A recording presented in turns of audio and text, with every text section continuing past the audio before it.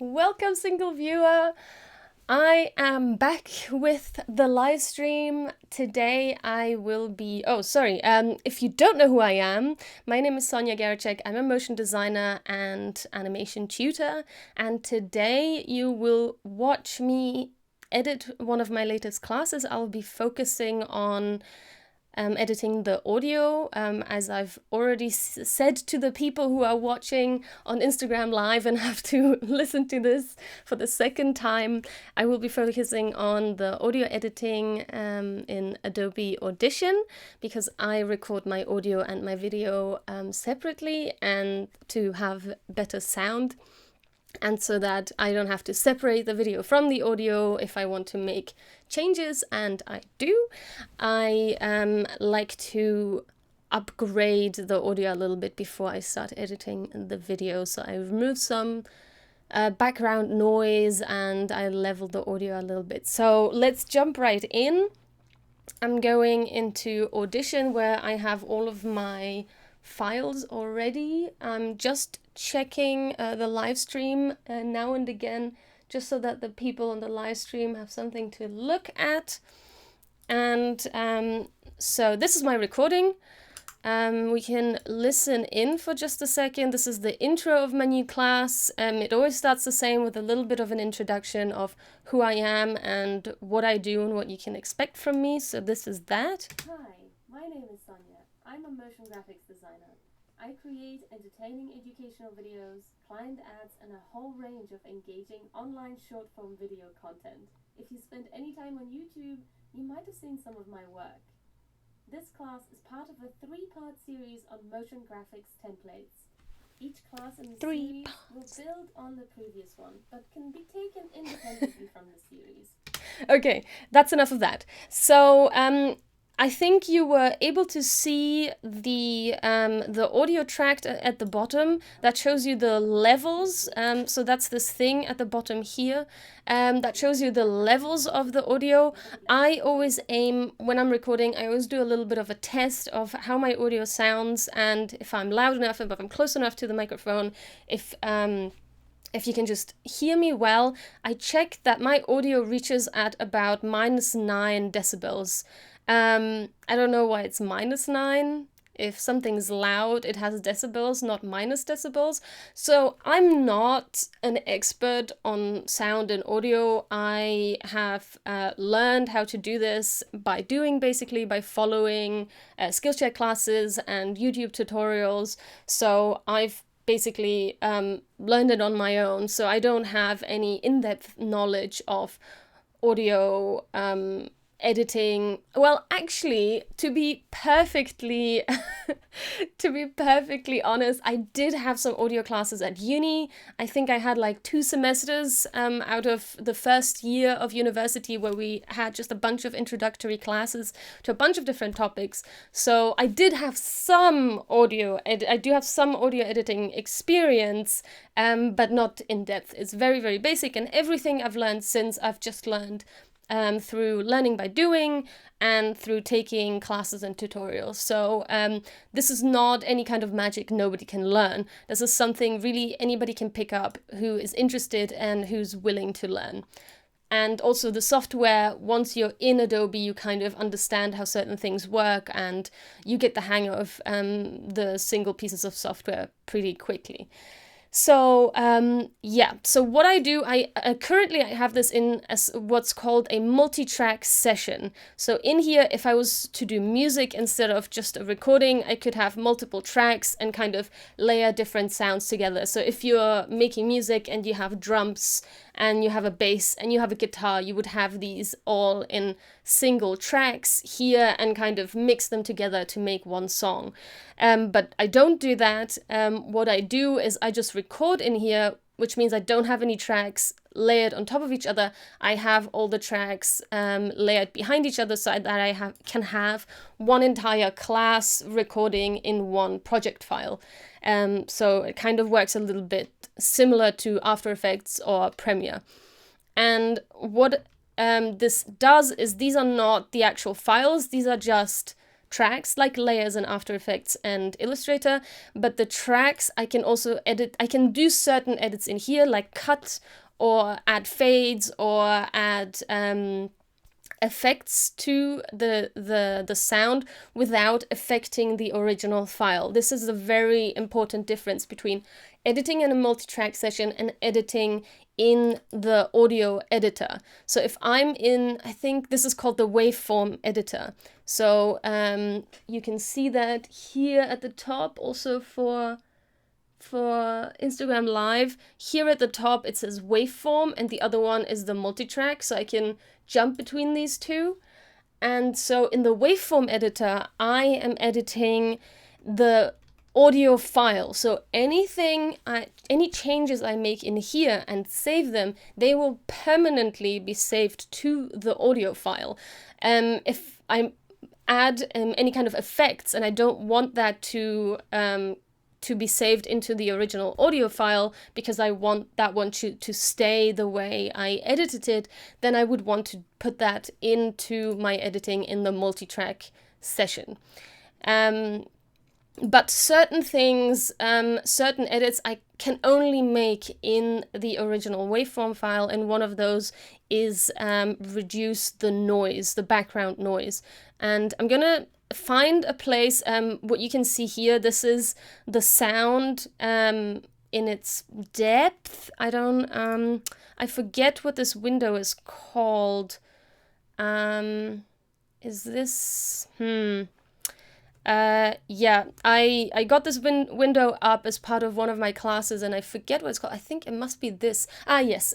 So it's the spectral frequency display, which means it shows me all of the loud sounds and all of the less loud sounds. So this is kind of the background noise that I want to remove because I'm facing a window and out on the other side of this window is a street and there's a bunch of cars going by, and even though that's pretty far away, a good microphone can still pick that up, or a microphone can still pick that up, and I want to remove that, and that's pretty easy in Adobe Audition. So I can take any sound clip that doesn't have my talking in it and I can hit, I think it's Control-Shift-P? No, that was the wrong one.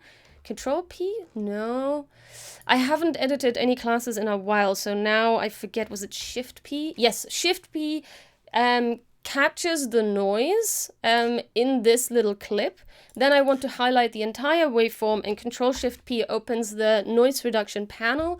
And now everything that's this yellow, damn it, you cannot see that on stream.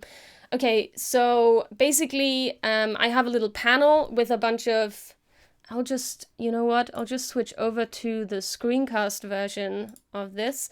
Now, the view isn't quite so nice for the stream, but basically you can see the noise. This is the low noise floor, and green is like basically my talking. It's what you want to hear, and yellow is kind of the noise that you want to eliminate. And there are a bunch of settings that I don't touch. What I do touch, and I've Adobe Audition saves this from your last session. So if you'd never change this, it's always the same as what you've saved before or what you've applied before. And basically I have my noise reduction at 70%. And I think what else I changed was the spectral decay rate goes to 0. And I think that's all that I changed. And I can even tell you what I can tell you, hang on a second. What is happening? Okay. Here we go. I'm going to show you whose tutorial I used for this. If you are interested, there's a really nice, I think it's a noise reduction Adobe Audition. Okay. Of course, I'm not logged in, so I can't find the guy that I actually used for this. I think it was this guy, actually. Yes, it was this video. It's so great. Let's just wait for this ad to go by. Okay. Hi there.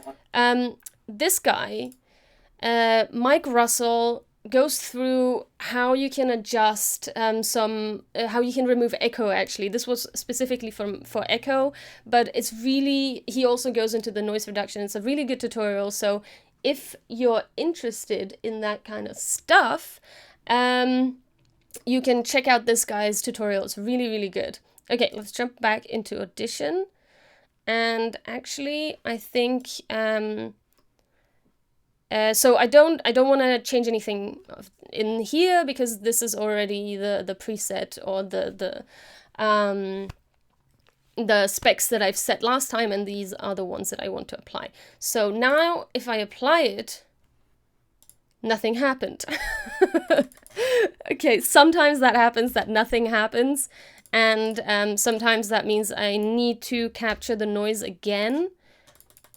Then I go back in, I apply, and then it starts applying the noise, and you can see all of this. There was a few waveforms here, and they disappeared. So now if I listen to this, you can see that the bar at the bottom here barely moves. There's a little jump here, but apart from that, I create.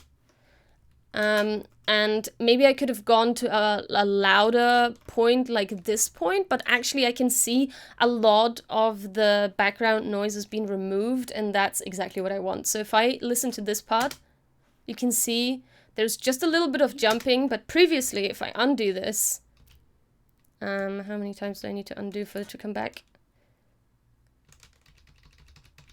Oh, I guess this is back, yeah. So you can see there's a constant movement of this bar. So if I redo that, now you can see it jumps a few times, but actually it stays at 0 most of the time. All right. I'm just gonna take a quick water break for Twitch, for those of you watching it on Twitch or the YouTube replay, and I'll be right back.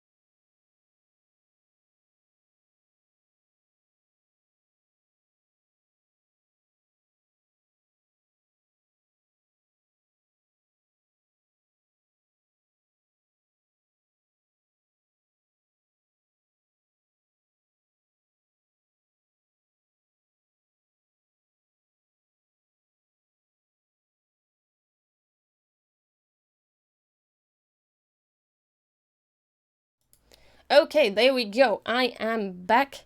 And so I've done the noise reduction. That's pretty cool. I have a little sheet where I document all of the things that I need to do. So I'm just going to open that. I'm going to create, just so you see what I'm doing. I'm over here in my folders. And I always create a new version of everything I do. That was actually the wrong one. Doesn't matter. I always create a new version of every file every day, so that if anything goes horribly wrong, I can at least go to the next day instead of having lost all of the days. Okay, so here I have recorded all of these things. So I say, yep, that's done. I have some bad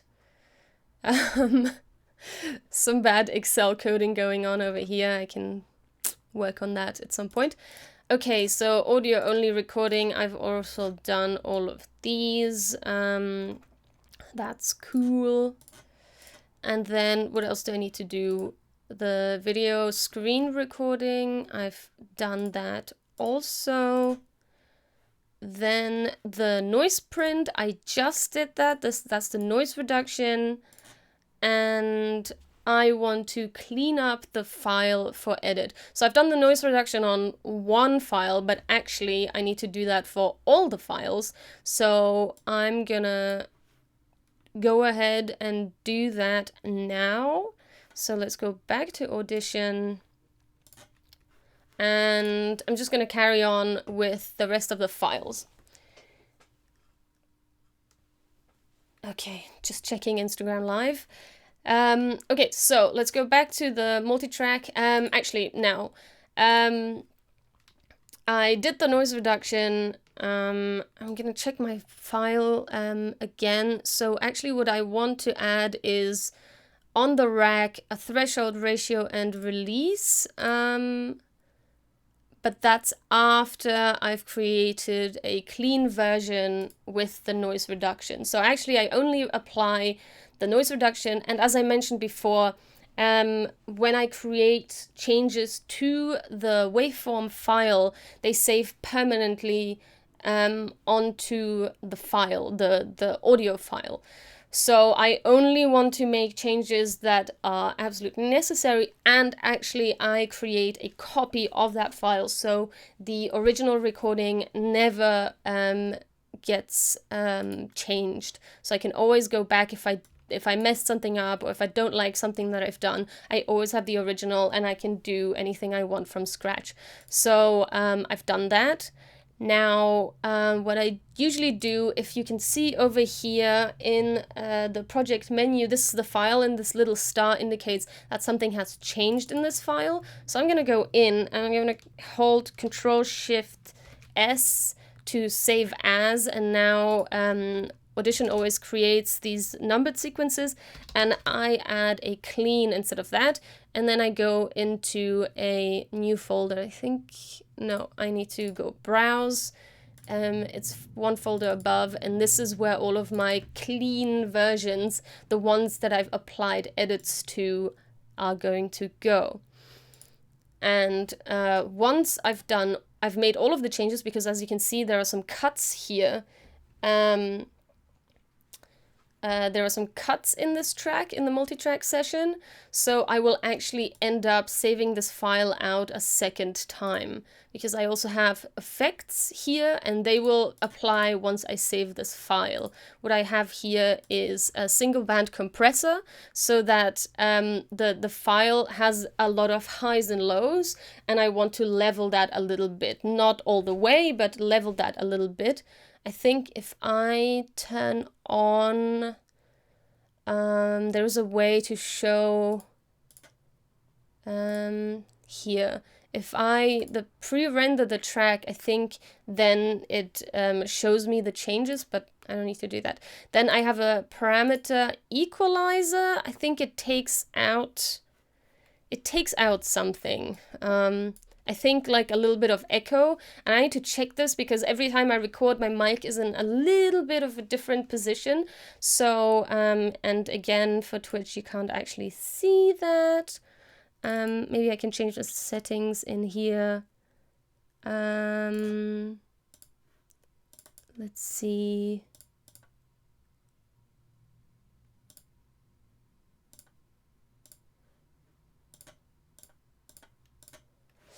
I'm going to switch to the screencast for the Twitch stream just so you can see this window. Unfortunately, my camera is then, my webcam is above everything. But okay, so basically I want to listen to this and see if I can hear any distortion. And that's what I want to remove with this single parametric equalizer rack effect. Okay, so I'm gonna play this back. My name is Sonja. I'm a motion graphics designer. I create entertaining educational videos, client ads, and a whole range of engaging online short-form video content. So you can hear there's a bit of an echo going on, but not a lot. You've seen some of my work. This class is part of a 3-part series on motion graphics templates. Each class in the series will build on the previous one, but can be taken independently from the series. Each class has a unique outcome and project assignment. You can follow along the There's a whole little bit of series clicking in here. class on So I think I'm gonna go with this, and I want to turn it down to -5. And now I'm actually gonna add an in and out point, and maybe a little bit less than that. And now I want to listen to this. I can turn this effect on and off while this plays back, and I want to see how different the sound is going to be. Hi, my name is Sonja. I'm a motion graphics designer. That's probably enough for a playback. Now again. Hi, my name is Sonja. I'm a motion graphics designer. Hi, my name is Sonja. I'm a motion graphics designer. Hi, my name is Sonja. I mean, there's barely a difference. I could probably hear a difference if I listen back to it in the headphones, because you have a little bit more depth. Maybe I'll just do that just for a second. Audition sometimes complains when I change the audio out, so maybe this won't even work.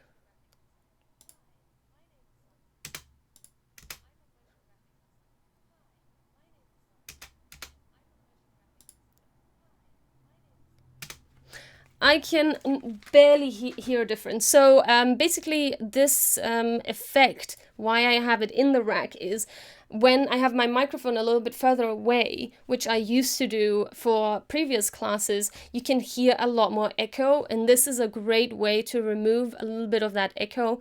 But actually, because I recorded differently this time, I can't really hear that much wrong with this. I'll just play around with this a little bit more. Hi, my name is Sonja. I'm a motion graphics designer. Hi, my name is Sonja. I'm a motion graphics designer. Hi, my name is Sonja. I'm a motion graphics designer. Hi, so there are a my name lot of is Sonja. sharp S I'm a sounds motion in graphics this. designer. Hi, my name is Sonja. I'm a motion graphics designer. Hi, my name is Sonja. I'm a motion graphics designer. Hi, my name is Sonja. The problem is it makes my voice a little bit dull. So if I take this away, I'm a motion graphics designer. Hi, my name is Sonja. I'm a motion graphics designer. Hi, my name is Sonja. I'm a motion graphics designer. Hi, my name is Sonja. I'm a motion graphics designer. I know this is annoying hearing the same sentence over and over again, but that's exactly what my editing is. I have to listen to the same sentence over and over again to make sure that it sounds nice, that it's not going to be annoying to the viewer. So let's listen to it again. Hi, my name is Sonja. I'm a motion graphics designer. Hi, my name is Sonja. Yeah, so the S is a little bit more, I don't know if you can hear that. I'll just go to hi, my name is Sonja. If you listen to the S at Sonja, you can hear that it's a little bit sharper when the effect is not on, and a little bit more soft when the effect is on. I don't know if that's now, I'm just imagining this, or if this is actually true, but I think it is. Hi, my name is Sonja. Hi, my name is Sonja. Hi, my name is Sonja. Hi, my name is Sonja. My impression is that's a little bit less sharp, so I'm just going to leave this effect on there. And I have a second parametric equalizer in here, because when I take one of these parameters in a specific frequency down and eliminate it, the whole sound becomes a little bit more dull. So I want to bring this back up a little bit to... do I have a preset for this? I think I do not have a preset for this. I have a bunch of presets for the podcast, but I guess I don't have a preset for this. So let's just listen back if this brings back issues or if this actually helps. Hi, my name is Sonja. Hi, my name is Sonja. Hi, my name is Sonja. Hi, my name is Sonja. I know you can probably not hear a lot of difference, but I feel like I can hear a little bit of a difference. So I'm gonna go with this. And actually, I think I'm going to save these effects as... I think I've already saved them, have I not? Sonja class preset. Yeah, it's supposed to be this one. I'm just gonna save this again and hope that it can overwrite it. Already said, would you like to overwrite it? Yes, I would like to overwrite it. So now this is the new preset, and that should apply for... I want to now apply this to every single class. So if I toggle these open, you can see I have the same preset. If I click the track, I can then go to Sonja class preset, and I can apply the same presets. So if I go to something else, just so you see what happens, oh no, maybe suitable for, okay. You can see that the effects have changed, and that's what happens if I save the effect rack as a whole. Actually, I'm gonna go back to Audition, the Audition view. If I save the preset rack as a whole, I can also save single presets, but I can also save the rack. So then all of the presets come in and I can apply the whole set to all of my classes. And since all of these were recorded in the single session, the sound will be the same throughout all of them. So I can be sure that this should work. So now I'm gonna go into all of them and remove the noise. And what is this? This is such a... That's me breathing. Okay, so I probably don't want to include this. What was this in the beginning? Yeah, so I don't want to include stuff like breathing, because if you include mistakes that are not constant, it might remove a little bit of audio from when you're speaking or when you're otherwise breathing, and it might create weird glitches in the audio. You don't want that. So Shift P to capture the noise print, Control Shift P to get into the noise reduction window. I'm just gonna straight up apply this, and I can already see when I play this back, most of the noise have been removed. There's just a little bit left, and actually maybe I'll add a little bit more of this noise. Yeah, I'll just capture this noise print as well. It's just a little bit. I'm going to add that to my audio as well. And that's great. Yeah, there was no movement on the levels, so that's good. And I'm going to save this as a new file. This is a class project file, so I'm just removing the number at the end and calling it clean, and then I'm going to save it into my clean folder. As soon as I save this waveform file as a new file, it gets replaced in the multi-track session. So in the multi-track session it's now no longer using, even though it says it here in the name of the track. If I right click and I go to reveal clips in final panel, you can see this is now calling a different track. So that's good. Now the tedious part starts, where I have to go in and literally do this for every single one of them. Yeah, there's a pretty good noise print here. And yeah, basically I do this for every single noise, every single audio, and I always want to check that it captured most of it, and it did. Then I save as, and I continue doing that.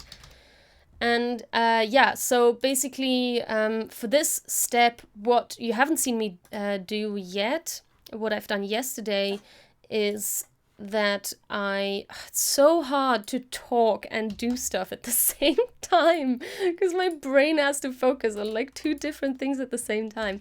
But so here it didn't capture quite a lot of noise. I can see that the yellow is really close to the green. I'm sorry for Twitch that you can't see that. Oops, that's the wrong one here. So I'm going to capture this noise again, just to make sure it captured the noise correctly. And I can see there isn't a lot of noise, but I can see in the spectral view that it actually does have a lot of noise, but I'm just going to apply it and see how well it can handle this. Seems fine. It seems to have removed most of the noise. So, for a little bit of... Okay. Let's see here. So for this class... Okay.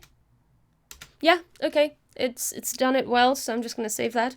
Okay, so what I was saying earlier, I'm just going to jump back in here. Yesterday, what I've done and what I do every time I do a class or record a class is that once I've recorded everything, I watch through everything and I make notes in my audition. So you might be able to see this here. Let's see where I have some notes. So here, for instance, I realized that during the recording there's something I wanted to say, but I didn't say it. So I have this marker that will then also show up in my Premiere Pro as a little marker, and I can grab this text and I can add it to my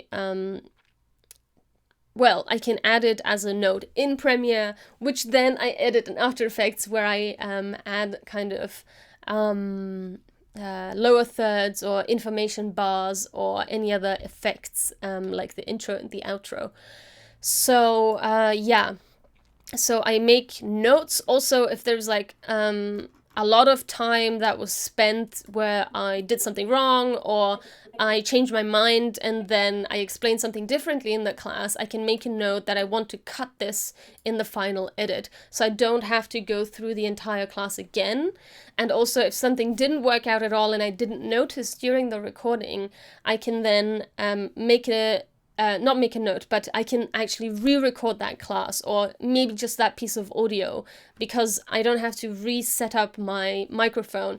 I generally do this straight after I record a class, and then I can check if everything was fine, and if something needs to be re-recorded, I can do it straight away so that the sound is the same and I don't set up my microphone again. So at this time I didn't. I actually did the checkup a few days or actually a week later, I think. So in that case it didn't apply, but usually I do it straight away so that the sound is the same.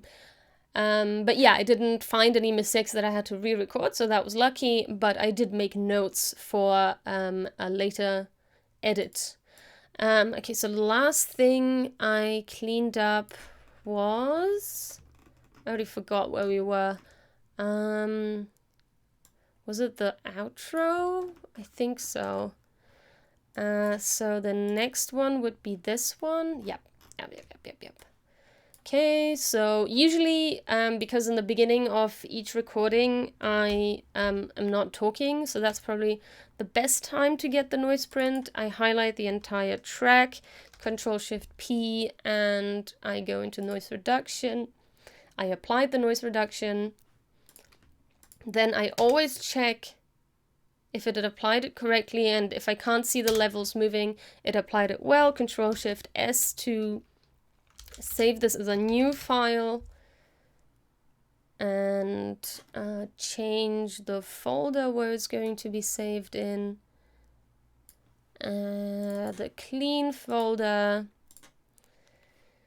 And I go back into my multi-track session. I'll do the same for the next one. And yeah, basically this is the drill. This is usually how I go through this. And because sometimes there's a few weeks that pass between I record a class or even plan a class, this is why I have this the Excel sheet with the notes of how I proceed or how past classes have taught me to proceed, what the best workflow is. So in case I forget, I can check all of my notes there and go step by step and apply all of those changes. Once in a while, I also want to apply save. And actually, every time I go through each track, I probably want to go to the effects rack and make sure that I apply the new preset that I created for this. So I want to do that for everything but the promo, because the promo is not something that's part of the every single class. It's basically something that I put on my website, on YouTube, and I think it's also on Vimeo. So it's not something that's part of each class. It just, I record it every so often. I record this again to have a better audio, better wording. And yeah, so basically that stays the same, but I still keep it as part of the project of each project file, just in case I decide, okay, it's time to re-record that, so I should probably record a new edition. So I'm just going through and I'm adding the preset to each one of these. None of these, I actually always use the same file as previous classes, and none of these actually had the class preset on them, so I wonder if I exported them badly last class. Okay, well, you know, you can't win them all. Sometimes you make mistakes. So I've done this one already. This is already the clean version. I wish there was a shortcut to jump between these. Okay, it's 0 and 9. So if I go to 9, that's awesome. I've always wanted to find out what the shortcut is and never bothered to find out. Okay, so I think it works. Yeah, so it works on any of the number keys. 0 is to jump into the multi-track session and 9 is to jump into the waveform. So this way I don't have to go and click here, or I can even like go here and double click on the audio. It's kind of annoying. So 0 multi-track, 9 waveform. That's awesome. And also to collapse these tracks, you can go here into the corner. You can click on that and it collapses the track. And then if you hold Alt and the scroll wheel on your mouse, it expands everything, apart from the ones you've already collapsed. So that's quite handy. And if you want to zoom out of the timeline, it's Control and the scroll wheel, which is different to Premiere and After Effects. So annoying. I actually already left so many comments on the Adobe suggestion forum to make those changes, because it's so annoying that the shortcuts, keyboard shortcuts, are not universalized. And I know you can do that yourself and you can universalize them, but then if I follow a tutorial and they're like, oh, hit these keys for this program, I'm like, shit, I changed those keys. Now what does that mean? How do I get that? What did I change those keys to? So I never want to actually change keys that already exist to something else, only add keyboard shortcuts that don't exist yet. But yeah, I find this extremely annoying and bad foresight from Adobe to do it like that. But what can you do? You work with what you've got. Actually, I've been thinking of trying Cavalry one of these days, which is the new and so far free competitor of After Effects, which is made by a motion graphic studio. I don't remember the name right now, but basically, yeah, they created a software that's supposed to work more intuitively, a little bit easier than After Effects. So maybe I should try that sometime. I think I forgot to do this one. There's a lot of bumping. Oh, I'm clicking a bunch of times, okay. This is a good noise print. This is good enough. So yeah, let me know. Have you tried Cavalry yet? Let me know in the comments. I'd be very curious what people think about it. I've only heard rumors that people are very excited about it, very into it. So, but I haven't found the time to try it yet. But I would... Oh, did I already save this? But I didn't save this yet. I've already saved this? But there was still noise. I'm so confused.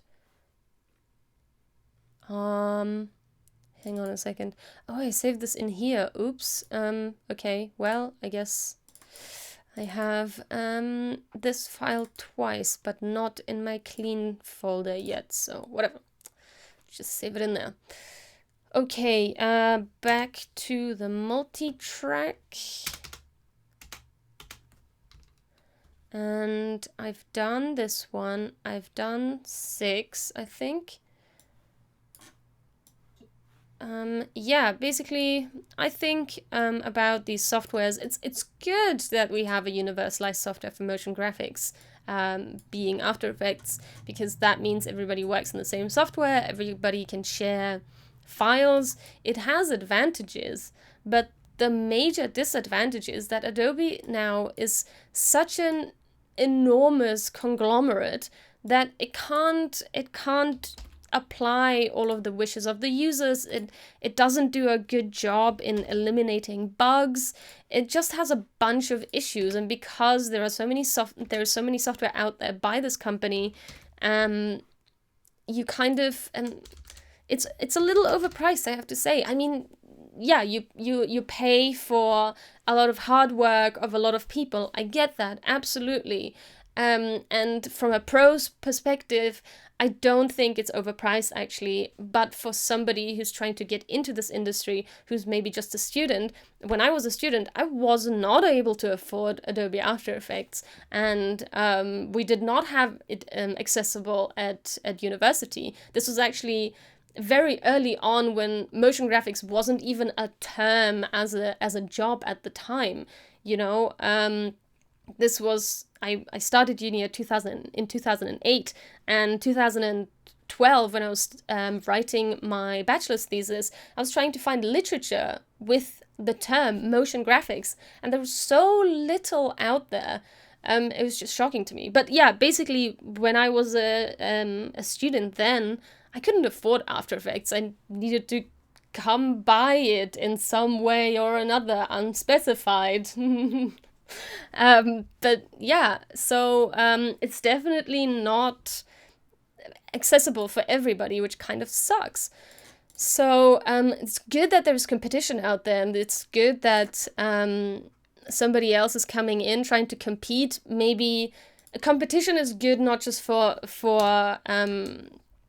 competition of prices, but also competition of quality. If there's somebody out there who's potentially doing a better job than you, then most likely, if you want to stay on top, you're going to try and improve to be better than them. And that means each party is getting better and better because they want to compete with their competitors.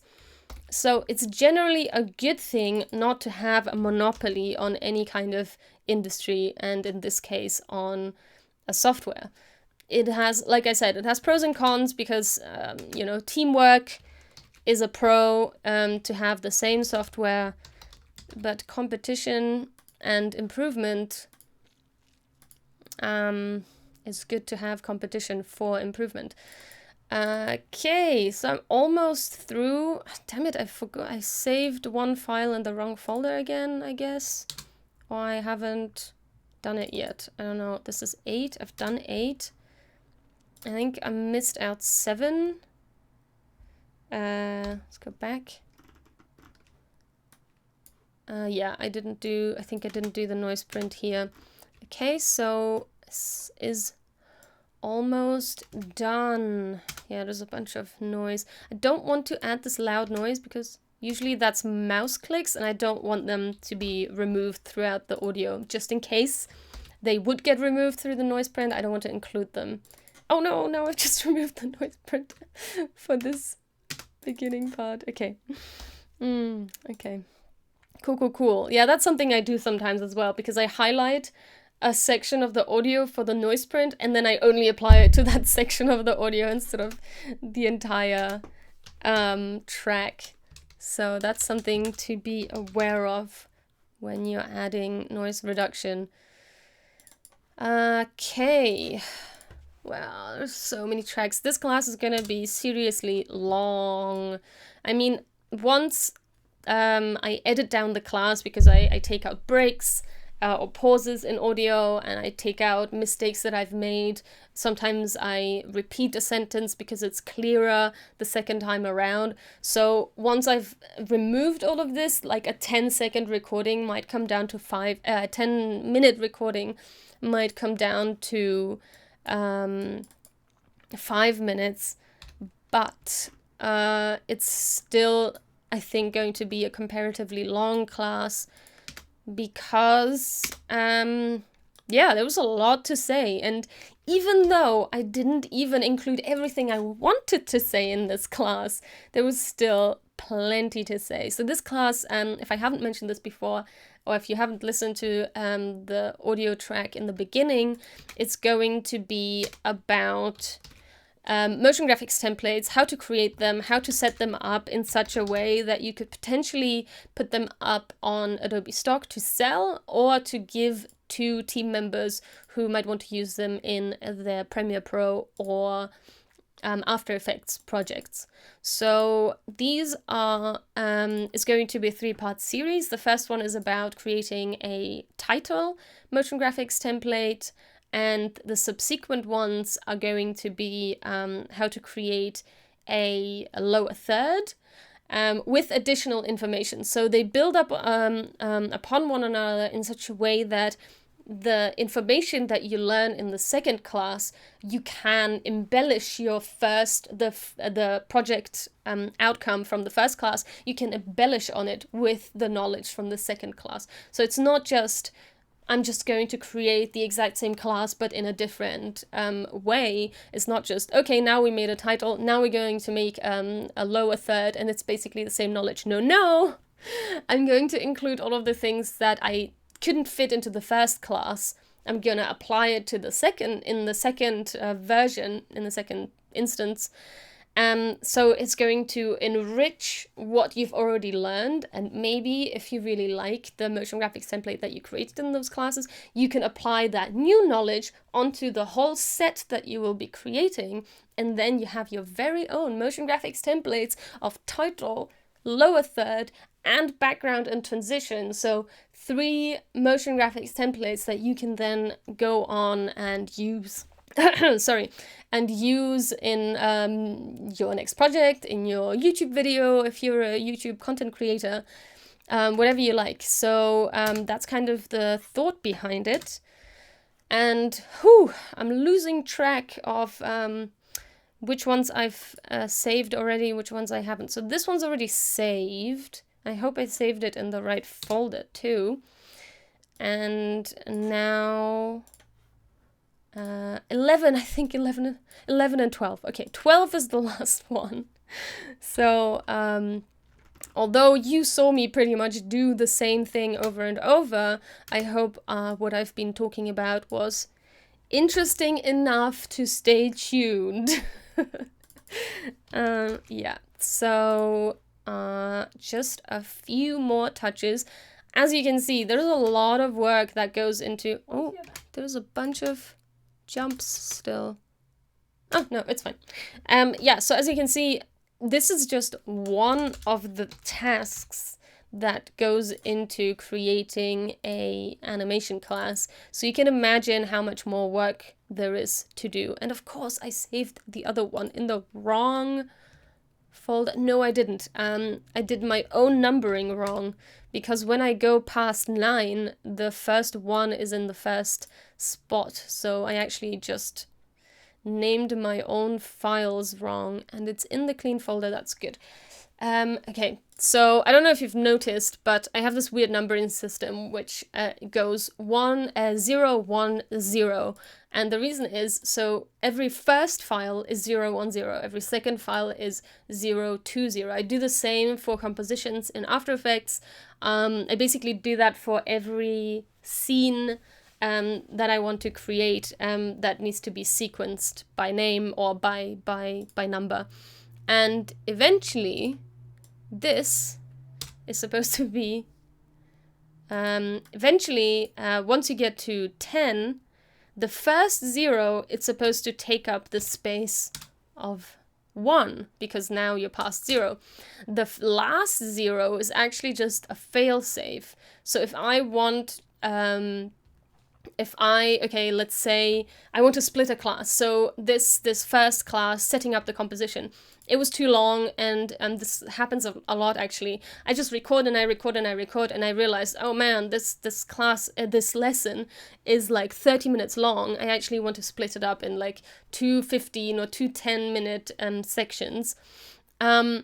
I call the first one 030 and the second one 031 because then it immediately follows 030 and then the next one will be 040. So they sequence in such a way that the new file that's supposed to come after a previous one doesn't end up being at the end. So if I have 10 files and now I need an extra one, I have to now, in a normal naming system, I would then have to number it with the 11th. This is the 11th file now, but I wanted to follow after the third file. So this is kind of why I name them this way. Yeah, exactly. So that's basically the reason.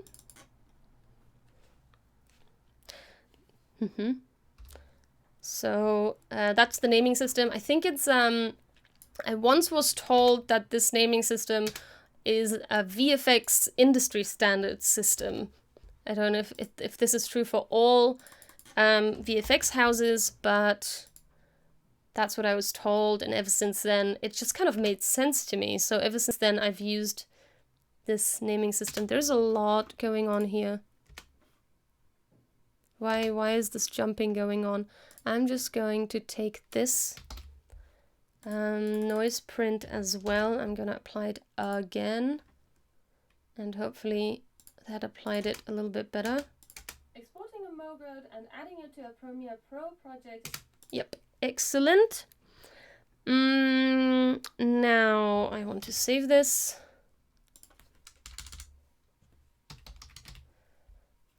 And I always want to make sure that this is 12, not 012, because that is the wrong naming system. Okay.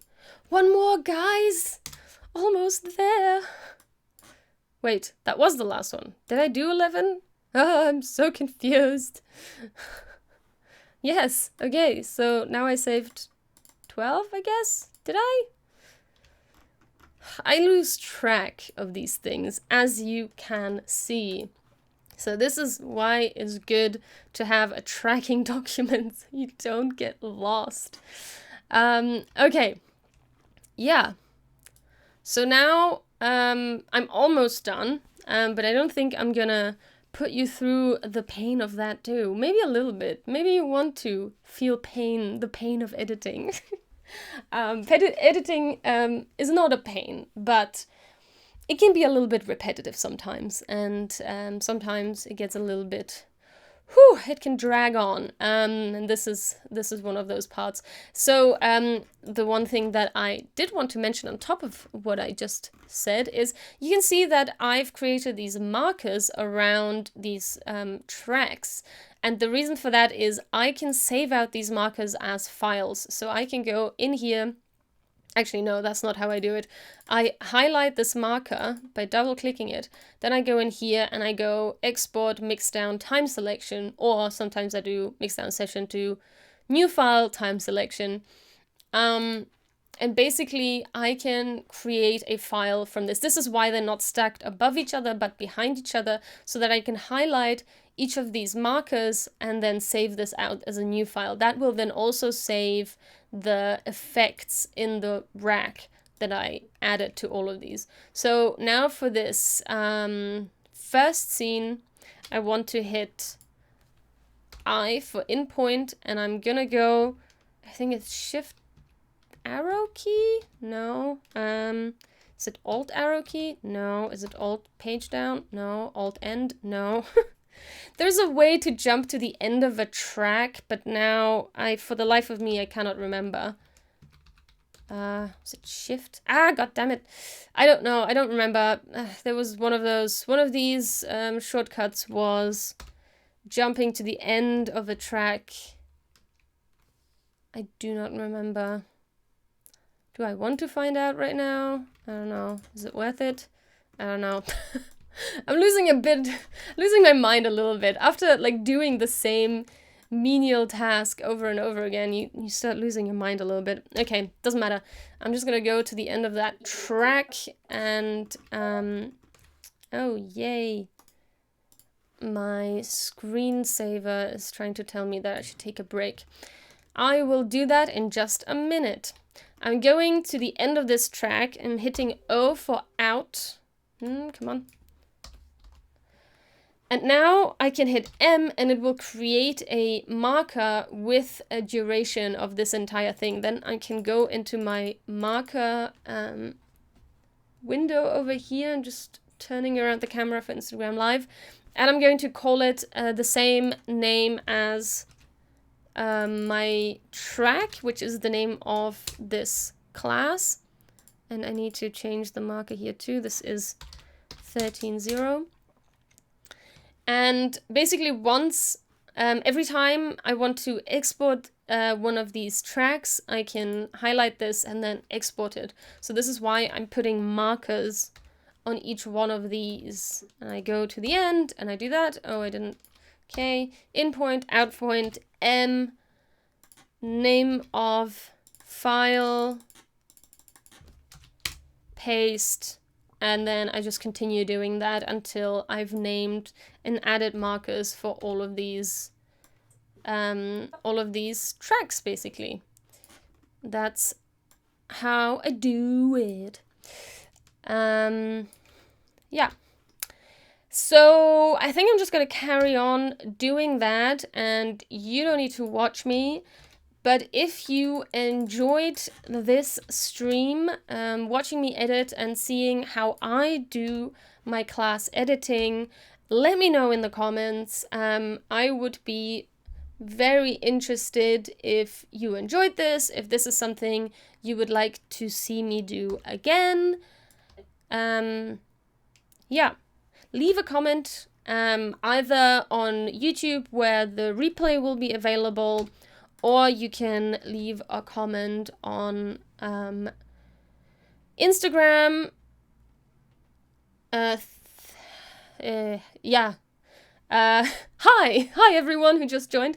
Yeah, leave a comment if you enjoyed watching me edit my animation class. And we might do this again, perhaps tomorrow.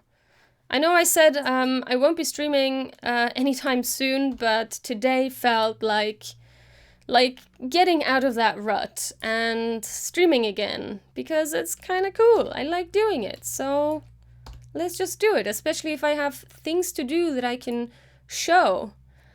Okay, I'm just gonna take a really quick break and I'll be right back.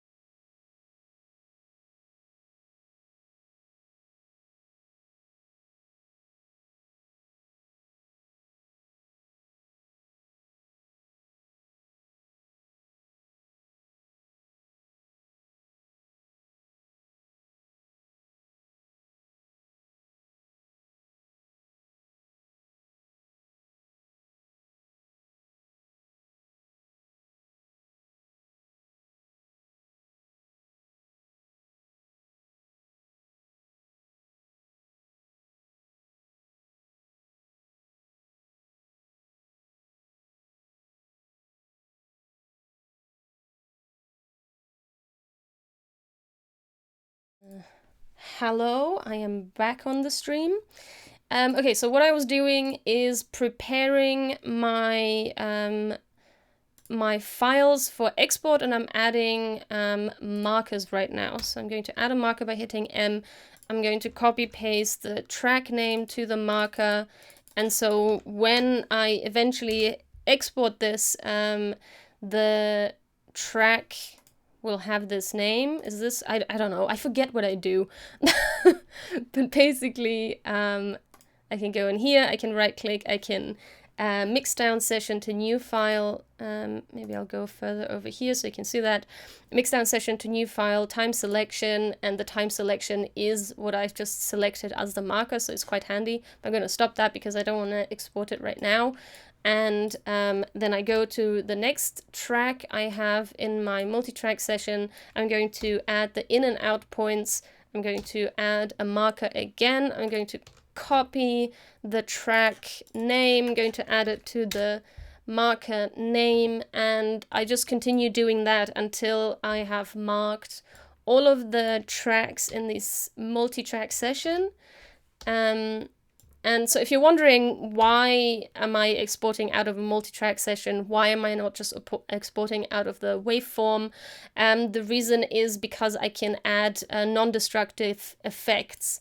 So if you can see, if you were following this stream from the beginning, I mentioned this before, I can have effects in the effects rack in Adobe Audition, and these are non-destructive, which means they don't alter the original waveform file. If I was to add effects to the waveform file, that will then get saved onto the file, the actual file, not just inside of Audition, and that is permanently burned into the file. So if I want to undo something, once I've saved it and I've closed Audition, I can't undo that. It's saved permanently into the file. So I don't want to create multiple. I used to do it like that. Every time I added a destructive change to the audio file, I save it as a new file, and that way I can go back a step, but then I end up having multiple files, and it just doesn't make a lot of sense. So I've adopted this habit of adding destructive effects only when necessary, like when I add the noise reduction effect. It works better if I add it directly onto the file. So then I create a clean version, which is a version that is cleaned up. And then any other effect that I can add into the effects rack that you can see over here, that is then a non-destructive effect I can apply, that will get applied once I export the file. So this is why I do my workflow in this fashion. So let's go back to the markers. I've created a new marker where, again, I'm going to put the name. Yeah, and basically I just go through my entire file. I add noise reduction. That's the first thing I do. So once I've recorded everything, I don't go directly into video editing. I record my screen capture as a video. It also records the microphone, but I edit the audio files separately from the video first. So I clean it up first. I add any effects into the effects rack that I want. If there's a little bit of echo, I can remove that in Adobe Audition. Then I do that for every single file I have in here. I save clean versions of each file. Then I go through and I add all of these markers in here so I can export the timeline later. That's, by the way, that's not the best way. It's not the only way you can export your files. I have also tried saving this multi-track session into a single file, because once I am in a single waveform file, I can then export all the markers at once into separate files, which is actually a faster workflow, but I had a deterioration in audio after I've done that the last time. So I don't know if I made a mistake or if that's just what happens when I export the audio twice. So I don't know if I want to do that again. I might try and see if I made a mistake last time and avoid making the same mistake. But yeah, that's just, this was the best way, not the fastest, but the most effective way that has worked for me, that I add these markers, then I go highlight each marker, right click, mix down session to new file, and then I export each file as a new audio. And that is then the final audio I use in my video edit. So I import the video with its own audio track, but I mute that audio track, but I have the waveform just so I can match the cleaned up audio with the original recorded audio from the video track. And I cut and edit them together. And because sometimes I just re-say a sentence or re-record a sentence while I'm screencasting. So in those cases, the video can just be running, or I can just cut the video and cut out the parts that I've said twice, but nothing changes in the video, but I just slide over the audio to the part that is correct again. So it's kind of, yeah, you'll see. I'll just do another stream and you can see how I edit my class recordings. But yeah, basically, this is my video editing process. I've cleaned up all of the files now. I've added all of the markers that I want. It looks a little messy if you look at it like this. But yeah, basically this is my process. Once I'm done with this, I basically export it. As I mentioned, I might try and export it as a single track, and then try and export the masks, the markers. Let's see how that works. I don't know. But yeah, that's basically the step-by-step of how I export my files. How I edit my class, export my files. My God. My thoughts are just trailing now. So if you enjoyed this, please let me know. And I might just do another stream tomorrow where I continue editing this class. The next stream would probably be about how I edit the video together with the audio. So I'm done with the audio now. All I need to do is export it and then import it into Premiere and so on and so forth. So the next stream would definitely be the next step in the pipeline, which would be the video editing. And then the last step in the pipeline, at least when it comes to editing, would be then importing it into After Effects and then editing it there, adding any kind of graphics that I want over the top, intro, outro, and all of that stuff. So if you enjoyed this, please let me know in the comments, wherever you're watching this, either on Instagram, YouTube, or Twitch. Please let me know, and I would love to know if this is something you're interested in and if I should continue doing that. And with that, I will say my final goodbyes for today. And I hope to see you next time. Make sure to check out my socials. They are available at Sonja Geracsek, at Sonja Geracsek on Instagram, as well as on TikTok and Twitch and YouTube. But it's Geracsek, which is GERACSSO on Twitter. If you're on Twitter, I'm not on Twitter that much. But basically, yeah, that's where you can find me. That's where you can DM me or send me a comment or a message or watch the replays on YouTube. Yeah, basically, if you search for my name, you can find all of those things. What else is there to say? If you're interested in actually taking my classes, since you have been watching me edit one of my classes, then head over to classes.sonjageracsek.me. I'll actually just go over here and you'll be able to see the chat. So if you go to classes.sonjageracsek.me, you can find all of my classes available there. They are available either as a monthly subscription on Skillshare or as a single purchase on various platforms, including Udemy. So if you're interested in taking those, head over to my website or via this link, and you can do that there. Other than that, I hope to see you next time, and bye!